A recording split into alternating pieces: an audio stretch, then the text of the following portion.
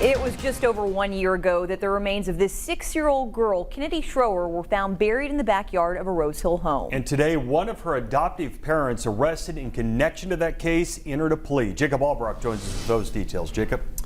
Mike, Rachel, today Joseph Schroer appeared before a judge to enter a plea of no contest to 3 counts. Mr. Schroer, let me ask you, how do you formally plead to the charge in count 1, aggravated endangerment of a child? No contest. Schroer pleaded no contest to 2 counts of aggravated endangering a child and 1 count of Medicaid fraud. By entering a no contest plea, Schroer not admitting that he committed the acts but not contesting that he did.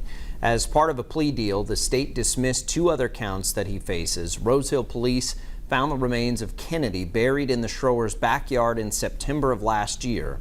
Investigators believe Kennedy died in November of 2020. A report found that she likely died from suffocation. Christina Schroer entered a no contest plea earlier this year to second-degree murder, child abuse, making false information, and theft. The endangering a child charges that Joseph Schroer pleaded no contest to was in connection to another child that the couple was in the care of. As for the Medicaid fraud charge, that is in connection to Kennedy.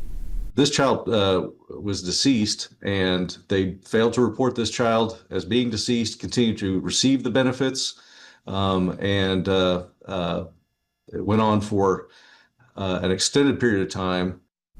A condition of today's plea agreement states that Joseph Schroer pay more than $13,000 in restitution lost by the state in relation to the Medicaid fraud and other state subsidies. Christina Schroer was also supposed to pay the same amount under her plea deal. She's scheduled to be sentenced next month. Joseph's scheduled to be sentenced on December 3rd.